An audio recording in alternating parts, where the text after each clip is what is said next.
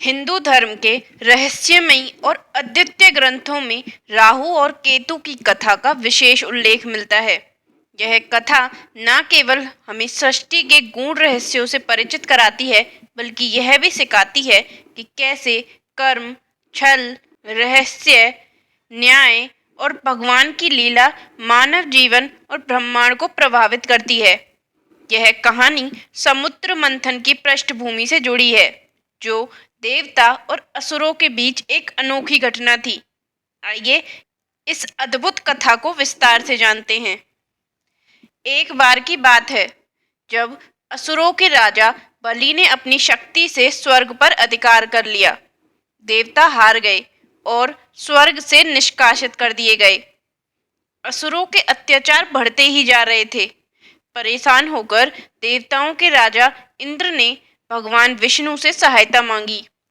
भगवान विष्णु ने सुझाव दिया कि देवताओं को अमृत प्राप्त करना होगा, जो केवल समुद्र मंथन से प्राप्त हो सकता था। समुद्र मंथन एक विशाल कार्य था, जिसे अकेले देवता नहीं कर सकते थे। इसलिए भगवान विष्णु ने असुरों को भी इस मंथन में शामिल होने के लिए राजी किया। दोनों पक्ष अमृत के बंटवारे पर सहमत हुए। मंथन के लिए मंदार पर्वत का उपयोग किया गया और नागराज वासुकी को रस्सी बनाया गया। भगवान विष्णु ने कूर्म अवतार धारण करके मंदार पर्वत को स्थिर रखा।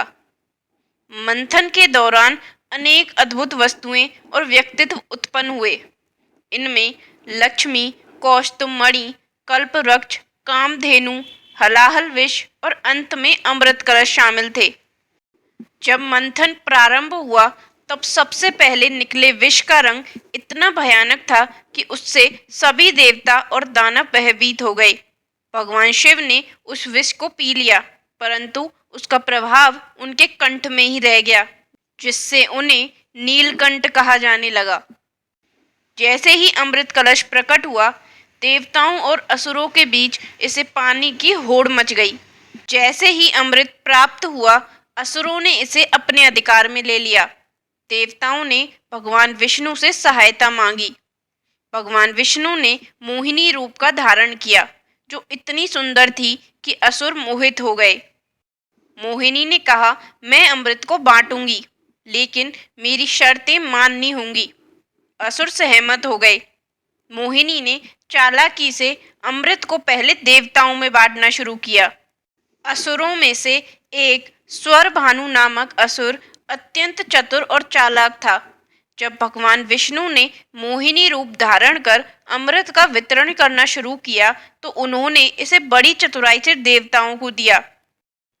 लेकिन एक असुर, जिसका नाम स्वरभानु था, समझ गया कि मोहिनी उन्हें धोखा दे रही है। उसने अपना रूप बदलकर देवताओं की पंक्ति में बैठने की योजना बनाई। जब अमृत उसकी ओर आया, तो उसने उसे पी लिया। जब अमृत स्वरभानु के गले तक पहुंचा, तो चंद्रमा और सूर्य ने उसकी पहचान कर ली और यह बात भगवान विष्णु को बता दी। विष्णु जी ने तुरंत सुदर्शन चक्र से स्वरभानु का सर धड़ से अलग कर दिया, लेकिन तब तक अमृत उसके शरीर में प्रवेश कर चुका था, जिससे उसका सर और धड़ अमर हो गए। स्वरभानु का सर राहु के नाम से जाना गया और धड़ केतु कहलाया। भगवान विष्णु ने उन्हें दंड स्वरूप ग्रहों का दर्जा दिया। राहु और केतु अब नवग्रहों में शामिल हो गए और उनकी भूमिका ग्रहण, मानव जीवन और कर्मफल को प्रभावित करने में महत्वपूर्ण हो गई। राहु और केतु को अमृत का एक घूंट पीने का परिणाम मिला। वे अमर हो गए, लेकिन उनका जीवन शांति से नहीं बीता। वे सूर्य और चंद्रमा से बदला लेने की योजना बनाने लगे, क्योंकि इन्हीं दोनों ने उनकी चालाकी को उजागर किया था। राहु और केतु सूर्य और चंद्रमा को ग्रहण के समय पकड़कर निगलने का प्रयास करते हैं। यही कारण है कि सूर्य ग्रहण और चंद्र ग्रहण का अस्तित्व है। हालांकि वे सूर्य और चंद्रमा को पूरी तरह निगल नहीं पाते, क्योंकि वे अमर हैं। यह घटना प्रतीकात्मक रूप से हमारे जीवन में प्रकाश और अंधकार की लड़ाई को दर्शाती है। वैज्ञानिक दृष्टि से राहु और केतु चंद्रमा की कक्षा के उत्तर और दक्षिण नोड हैं, लेकिन ज्योतिषी शास्त्र में इन्हें छाया ग्रह माना जाता है। यह कहा जाता है कि राहु छल, भटकाव और मोह का प्रतीक है, जबकि केतु मुक्ति और वैराग्य का। राहु और केतु की स्थिति कुंडली में बहुत महत्वपूर्ण होती है। यह हमारे जीवन में सुख, दुख, सफलता और असफलता का कारण बन सकते हैं। राहु को छाया ग्रहों का राजा और केतु को आध्यात्मिक ग्रह माना गया है। राहु को अधिकतर नकारात्मक प्रभावों का प्रतीक माना जाता है। केतु अधिकतर सकारात्मक ज्ञान और आध्यात्मिक उन्नति का प्रतीक है।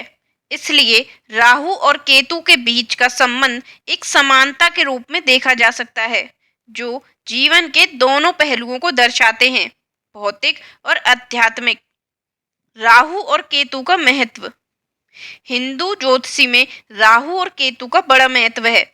उनके योगदान और प्रभाव के कारण विभिन्न पहलुओं का संतुलन बनता है। पहला, राहु। राहु व्यक्ति के मन में अव्यवस्था और भटकाव का निर्माण करता है। इसे अक्सर भ्रम और धोखे का प्रतीक माना जाता है। राहु का प्रभाव व्यक्ति के जीवन में अज्ञानता और अनिश्चितता लाने में सहायक होता है। इसे पार कर पाना व्यक्ति की मानसिक शक्ति और संकल्प शक्ति को दर्शाता है। दूसरा, केतु। केतु ज्ञान और अनुभव का प्रतीक है। यह व्यक्ति को आत्मज्ञान, ध्यान और साधना की ओर प्रवृत्त करता है। ज्योतिषी में केतु को मोक्ष का मार्ग दर्शाने वाला भी माना गया है। यह व्यक्ति को भौतिक जीवन से ऊपर उठाने में सहायक होता है। राहु हमें सिखाता है कि जीवन में कभी कभी हम अपने लक्ष्य को पाने के लिए प्रयत्नशील होते हैं, लेकिन हमें यह ध्यान रखना चाहिए कि हर सफलता के पीछे कुछ नैतिकता और आत्मिकता भी होनी चाहिए। केतु इस बात का संकेत देता है कि भौतिक रूप से प्राप्त हर चीज आत्मिक रूप से संतुलन होनी चाहिए। मनुष्य को अपने जीवन में साधना और ज्ञान के मार्ग को अपनाना चाहिए। राहु और केतु की कहानी हमें कई बातें सिखाती हैं। यह बताती है कि छल और कपट का परिणाम कभी भी सुखद नहीं होता। इसके साथ ही यह कहानी कर्म और उसके परिणामों को भी स्पष्ट करती है। राहु और केतु जो छल से अमृत पाने का प्रयास करते हैं, आज भी ग्रहों के रूप में अपने कर्मों का फल भोग रहे हैं। राहु केतु के ग्रहण का महत्व यही है कि जो बुरा करता है उसे न्याय अवश्य मिलता है। ज्योतिषी में राहु और केतु का प्रभाव शांत करने के लिए कई उपाय बताए गए हैं, जैसे राहु के लिए दुर्गा सप्तशती का पाठ और केतु के लिए गणपति की पूजा। इसके अलावा हनुमान चालीसा का नियमित पाठ भी इनके दुष्प्रभावों को कम करता है। राहु और केतु केवल ग्रह नहीं है, बल्कि हमारे जीवन में सीख और चेतावनी का प्रतीक है। जब भी आप जीवन में संघर्ष करें, याद रखें कि हर ग्रहण के बाद उजाला आता है। राहु केतु की कथा यह सिखाती है कि बुराई कितनी भी ताकतवर क्यों ना हो, अंत में सत्य और धर्म की विजय होती है। यह कथा ब्रह्मांडीय रहस्यों की सुंदरता को दर्शाती है और हमें यह समझने में मदद करती है कि जीवन में हर कर्म और हर घटना का एक विशिष्ट कारण और परिणाम होता है। तो दोस्तों, कैसी लगी आपको राहु और केतु की अद्भुत कथा? अगर आपको यह वीडियो पसंद आया तो इसे लाइक करें, हमारे चैनल को सब्सक्राइब करें, साथ ही नीचे कमेंट करके बताएं कि अगली कहानी किस विषय पर होनी चाहिए। जय सनातन धर्म।